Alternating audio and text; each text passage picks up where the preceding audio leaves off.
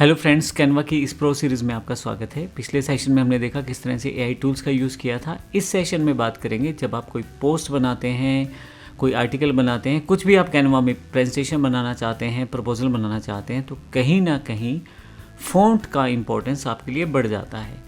हम इसी फ़ॉन्ट की जानकारी लेंगे और किस तरह से हम देखेंगे कैनवा आपको हेल्प करता है आपकी टाइपोग्राफी यानी कि फ़ॉन्ट स्टाइल को सेटअप करने में।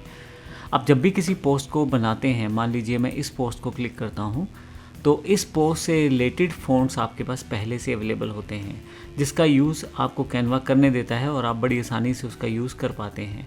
अब एग्जांपल के लिए जैसे अगर आप देखें तो इसमें पहले से ही फ़ॉन्ट स्टाइल सब मेंशन है।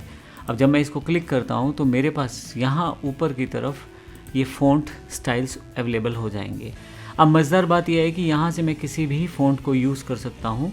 अगर आप ध्यान से देखें तो document fonts, recommended fonts, recently used, popular fonts, इस तरह के फ़ॉन्ट सेक्शन या कैटेगरीज बना रखी हैं कैनवा ने। डॉक्यूमेंट फ़ॉन्ट्स का मतलब है कि जो फ़ॉन्ट अभी इस्तेमाल हो रहे हैं उन फ़ॉन्ट्स की बात की गई है जो ऑलरेडी यहाँ पे है।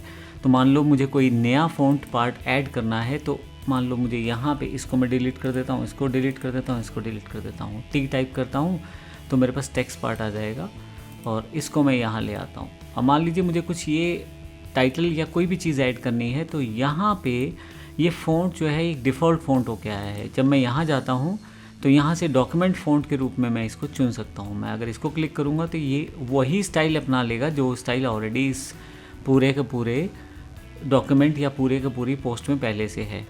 This is my style of fonts. तो मैंने एक एग्जांपल के लिए लाइन लिख दी है यहाँ पे, और यहाँ पे अब मैं इसको थोड़ा सा इधर कर देता हूँ ताकि देखने में आसानी हो। हल्का सा जूम कर देता हूँ ताकि और इजी हो जाए समझना। अब फिर से इस फ़ॉन्ट स्टाइल पे अगर मैं जाता हूँ तो मैं आपको समझाना ये चाह रहा था, डॉक्यूमेंट फ़ॉन्ट्स पहले से ही सेट हैं।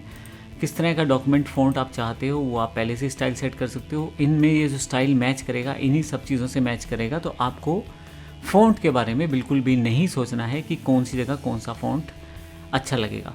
अब यहाँ पे एक टूल और है, रेकमेंडेड फ़ॉन्ट्स। अब कैनवा सिर्फ आपको ग्राफिक के हिसाब से नहीं जानकारी दे रहा, बल्कि रिकमेंडेशन भी दे रहा है अलग से। आप चाहें तो इन फ़ॉन्ट्स में से भी यूज़ कर सकते हैं, क्योंकि ये रिकमेंडेशन पूरी की पूरी कैनवा ने दी है, तो फ़ॉन्ट स्टाइल मैच भी रहेगा और बड़ा सुंदर भी दिखाई देगा जब आप इस फ़ॉन्ट स्टाइल को यूज़ करेंगे। रिसेंटली आपके पास पहले से दिए गए फ़ॉन्ट स्टाइल्स हैं। टेक्स्ट स्टाइल में अगर आप चले जाते हैं तो आपके पास हेडिंग, सब हेडिंग, बॉडी, किस तरह का डॉक्यूमेंट स्टाइल का, जो आपके पास अभी डॉक्यूमेंट यानी कि ये जो इमेज है चल रही है उससे रिलेटेड आपके पास स्टाइल अवेलेबल रहेगा।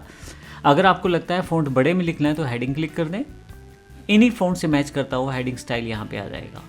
अगर आपको लगता है कि थोड़ा सा छोटा फ़ॉन्ट चाहिए तो सब हेडिंग कर दें, और अगर आपको लगता है नॉर्मल टेक्स्ट चाहिए तो बॉडी यूज़ कर सकते हैं। सी ऑल करते ही आपके पास सभी तरह के फ़ॉन्ट स्टाइल यहाँ पे अवेलेबल हो जाएंगे। जिस तरह का लेवल ऑफ स्टाइल आप देना चाहते हैं उस तरह का लेवल ऑफ स्टाइल आप उसे दे सकते हैं। तो यहाँ से ये रिकमेंडेशन कैनवा द्वारा दी जाती है और बड़ी आसानी से आप इसका यूज़ करके बिना किसी उलझन के कि कौन सा फ़ॉन्ट अच्छा लगेगा कौन सा नहीं, आपको रिकमेंडेशन के थ्रू ही आप बड़ी आसानी से ये सारा प्रोसेस कर सकते हैं। तो इस तरह से हम फ़ॉन्ट्स को यूज़ कर सकते हैं कैनवा के द्वारा और कैनवा के दिए गए रिकमेंडेशन के द्वारा। धन्यवाद।